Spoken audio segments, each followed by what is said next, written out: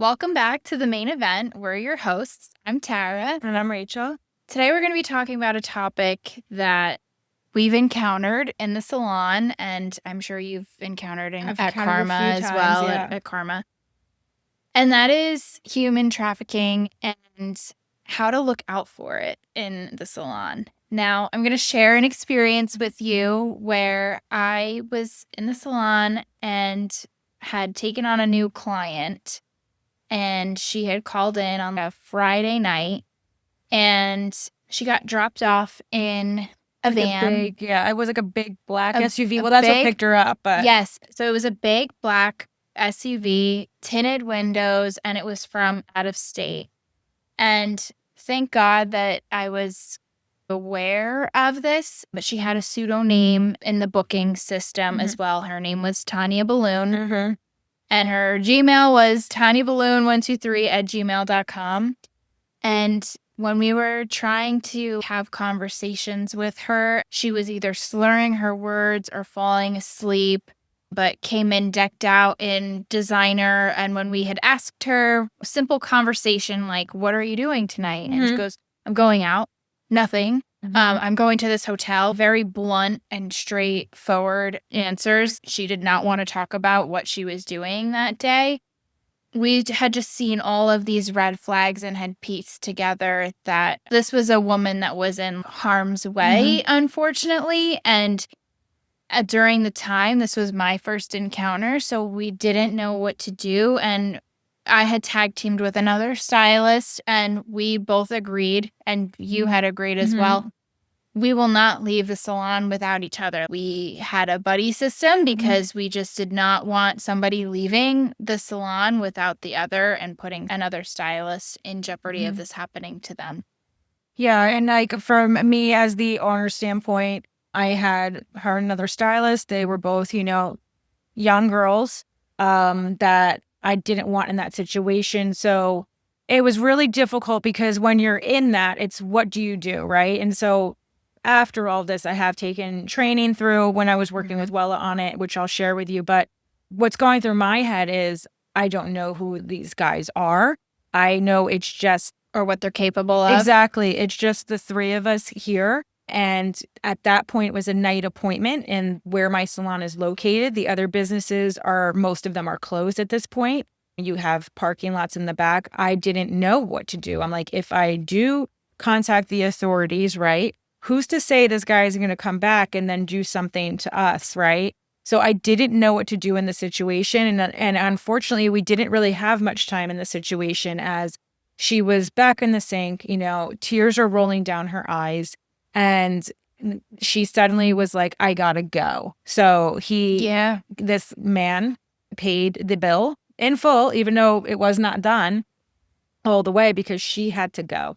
So while your heart breaks and you're in these situations, why the training is important, because salons, which I learned a lot of the girls are trafficked through, right? Which makes sense because they're getting their hair done, they're getting nails done, they want them to look good.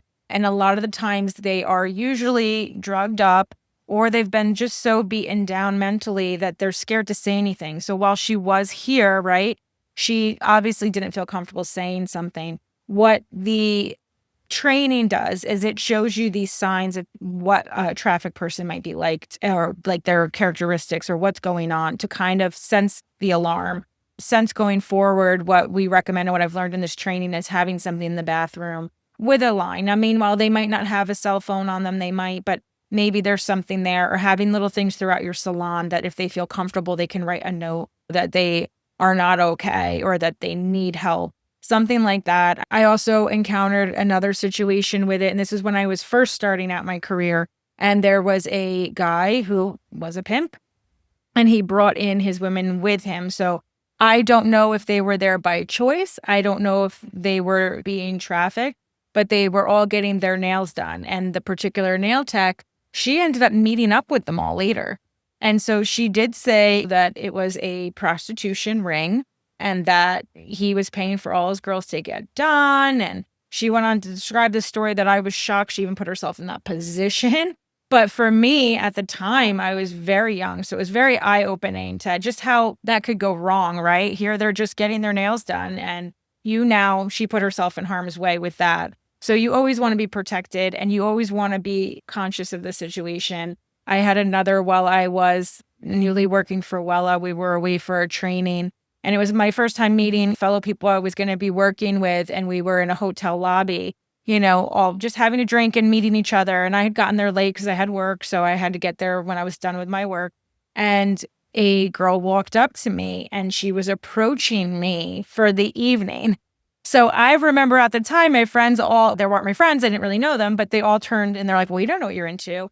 And I am that type of person that watches the room and really knows what's going on. And her pimp was in the corner and she was scared because that was her job that night to try to get somebody to take her up to the room, right? So she was there to make money, but it was just alarming because this man was literally sitting in the corner, just watching her every move. And she was going up to this person, that person. Why she chose me to go up, I don't know. But again, it was like these situations are around. I mean, I'm just one person who has encountered 3 of these situations along their life's journey. I had another one at a hotel. I was going there to work a wedding very, very early in the morning, and I needed to take the elevator up to the 5th floor. And as I'm walking in, so is the SWAT team, and so are the cops because they were doing a whole prostitution drug ring bust.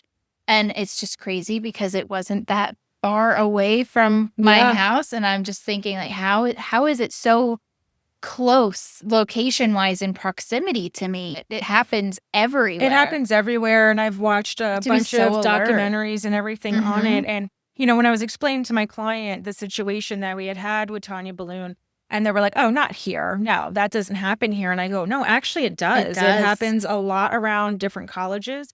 It happens where a girl will meet a guy and they think that's their boyfriend and they end up down this road in this path. And that's like how they do it. So I was trying to explain to her, no, it's all walks of life. She's like, oh, those are lower income areas that happens. No, that's not true. It does happen everywhere.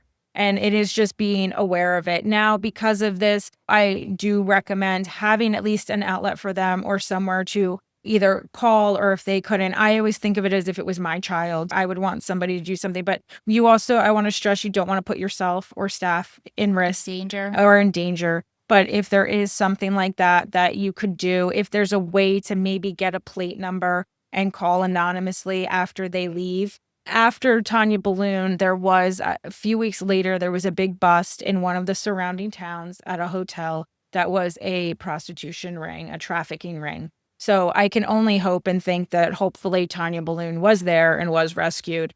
But it is something that stylists, like I said, because it comes through the salons so frequently, it is something that I think getting the proper training on is definitely beneficial. We're working on putting together a free class that would have a digital certification that you completed this. And it's just something to know, something to have, especially as a salon owner, because when I was in that position, you feel responsible for these girls and their safety. And it's that you don't want to be in that point and being like, what do you do? What do you do? And then you live with regret because you want to help this person as well, but you're also trying to protect your staff.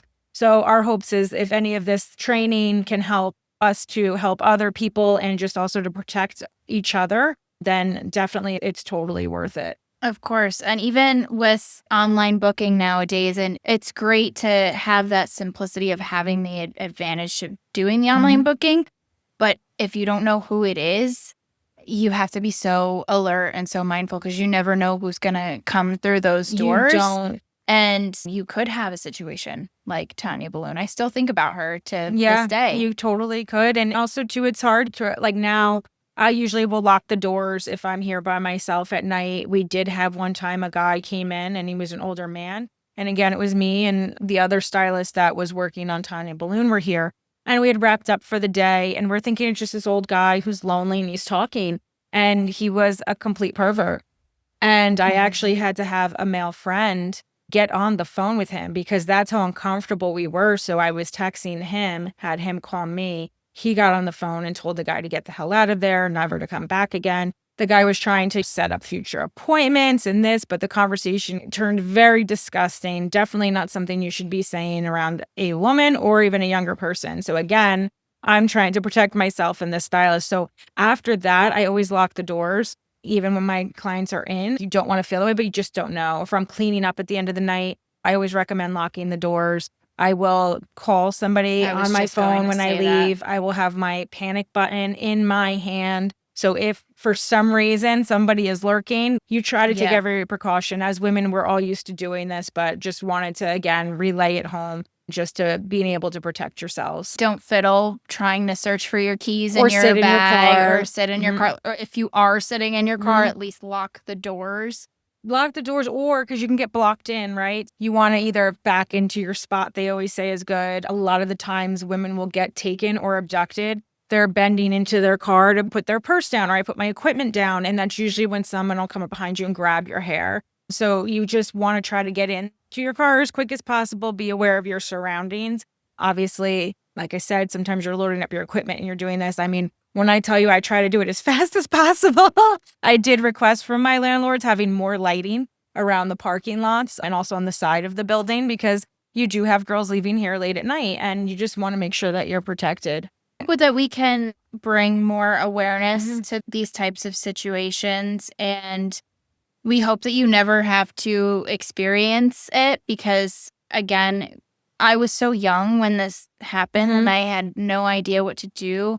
And my type of personality is when it's fight or flight, I freeze. Yeah. And I know that about me. So I know that I didn't handle that well. And I know that I grew from and Yeah. definitely knew the key elements to look out for. And did not have that certification. And had I had that certification, I would have seen everything immediately Yeah. and I would have known what to do in those instincts. So we'll have that free resource for Mhm. you in the links below, and you guys can take the training and get certified, and it would be extremely beneficial to you because just because we're in New Jersey doesn't mean it doesn't happen here. It happens It all happens over. everywhere. I know this was a heavy topic, but if we can give you a sense of peace and hope and some education and advice, we're happy to do that for you. Absolutely. Definitely check on our education website. As soon as we do launch that free class, definitely sign up for it. And it's something you can bring back to the rest of your coworkers, staff, everything. It's just good to know and be a little bit more aware of what to do and how to do it. So thank you Thank for you guys. watching Be safe. today. Be safe.